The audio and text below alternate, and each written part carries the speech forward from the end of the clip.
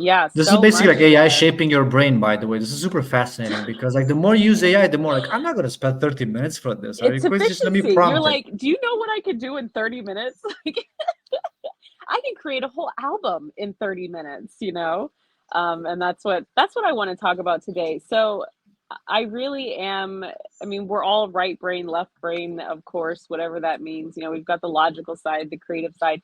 And I've been using AI a lot for productivity and practical uses, growing my business, growing my brand, my personal brand, like Hendo's been talking about, the practical uses, like Alex is talking about, to run an agency, provide services for clients, done for you services, all of that. And I've been watching all my friends around me and my community members and the larger community as a whole just put out this amazing artwork and amazing content like music and videos. And I don't know, I've just been like, for some reason I've had in my mind that, oh, I don't know if I would really be good at that or whatever.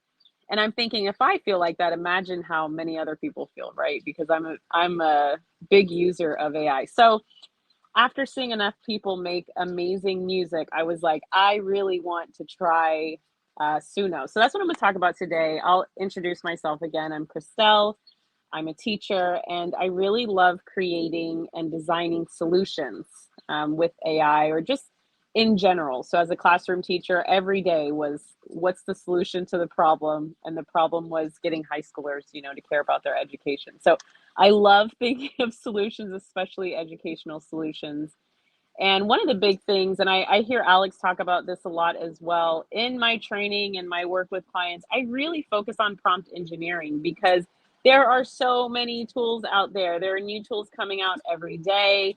It's really no longer, I think, anymore about if we have the tool to do the job. Like there's multiple tools, so it's about finding the right one. But really, what I'm noticing is that if you know how to prompt, then you can use any tool quickly and you can test any tool quickly because I really don't want to spend a lot of time seeing how well a tool works. So I wanted to I want to come from the context of understanding prompting, understanding prompt engineering, and how if you empower yourself with those skills, then you can use any AI tool presented before you and determine if it's actually a tool that you want to continue using. So I'll only bring you tools that I'm actually using, whether it's daily or regularly.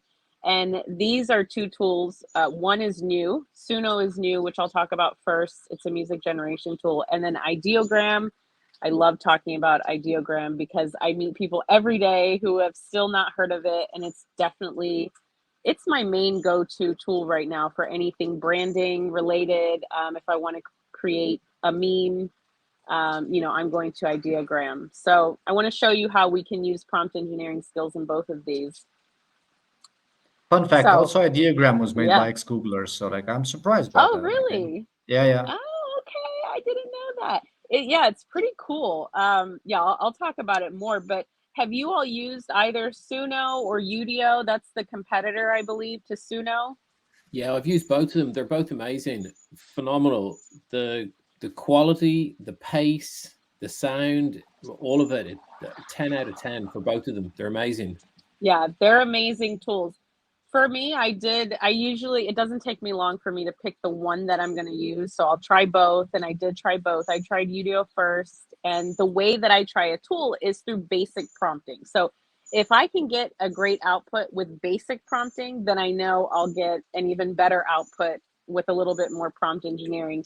And what I found with the most basic prompting, I preferred what I got from Suno more. I felt like it gave me a full song faster. In Udio, I kind of had to build the song, but they're both great. And I would recommend trying both because some people love one over the other. It really just depends on what you're looking for.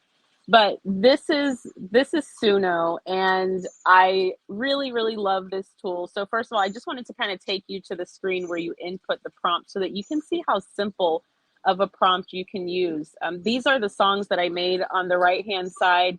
You get 50 credits a day, which is basically 5 songs because each song they give you 2 versions of the song. So you input a simple prompt, and then you'll get 2 versions of the song. Maybe one has male vocals, the other one has female vocals. Of course, you could also put that in. But I did very simple prompting, and actually loved a lot of the songs that I created, and I was just so pleased by that. So what I did was just I put the prompt down here. I picked the genre, and I chose a mix of genres. I love Caribbean, I love R&B, I love alternative R&B. And then I wrote the topic of the song. Now, of course, you could go to ChatGPT and write your lyrics, but I actually wanted to see what it would be like if I let it just come up with lyrics itself. And I love the lyrics that it came up with. So I just kind of came up with some unique topics. You know, the first official song I came up with is it, which one is it? I can't see my screen. I don't see it on this screen, but I love Find My Way. Find My Way is about like kind of being lost in the digital world and all the distractions and everything. And then my favorite one is Fake Love. So for that one, I prompted Drake style, melodic R&B, and I talked about you know, the difference between people really being there for you and down for you, and then fake love. And I just love what it came up with. I created a playlist for 3 of my favorite songs, and I literally listened to them on repeat. I really, really like it a lot. And yeah, so like I said, 50 credits a day, use them up. It's a lot of fun. I created these songs literally in minutes. It was really, really fast, which is why I love Suno. In the next one, I'll show you just a little bit of a tip for how I actually found the genres to put into my prompt. Because the cool thing about Suno, I love any tool that helps you with prompting. And so this tool has this button. This is the explore button. And you can actually go through and listen to the different types of sounds. And that's where I got some of the words from. Like, oh, okay, this is alternative R&B. I love that. This is Caribbean funk. This is, you know, so if you look on the right here, you see these, they have just thousands of these genres. And so this helps you with your prompt a lot. You hear a sound that you like and you just write down the name of that prompt so that when you go to build the prompt, you're just putting in a couple of the sounds and then the topic of your song. That's all I did. And I let the AI behind Suno be creative and come up with music. And I actually love what it came up with.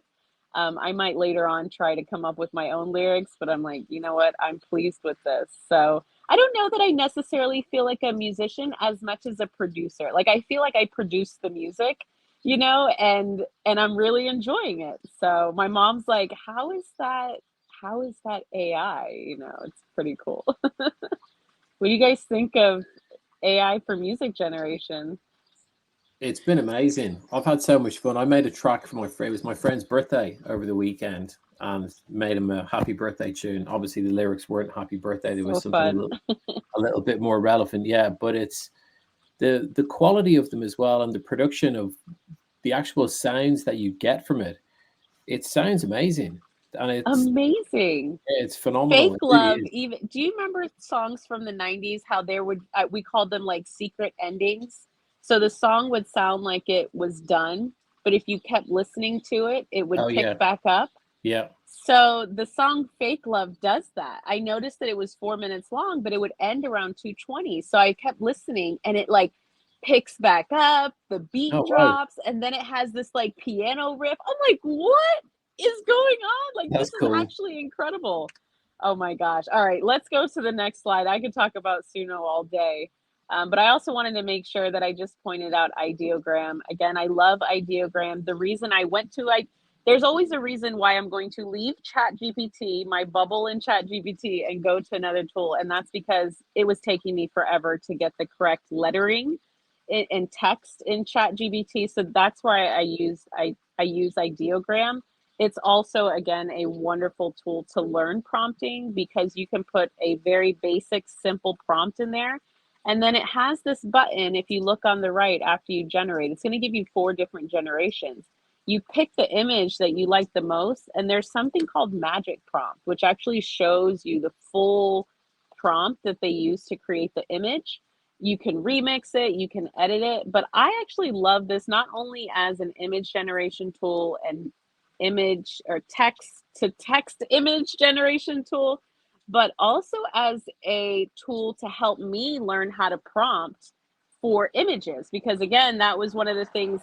I'm more of a writer. I love words, but thinking of words for images was a struggle for me. But I've personally learned so much about prompt engineering for image generation from looking at the magic prompt and learning that way, reverse engineering. So looking at the bigger prompt and then saying, okay, these are the words that were used, and now I can repeat these words later on, to keep the brand aligned.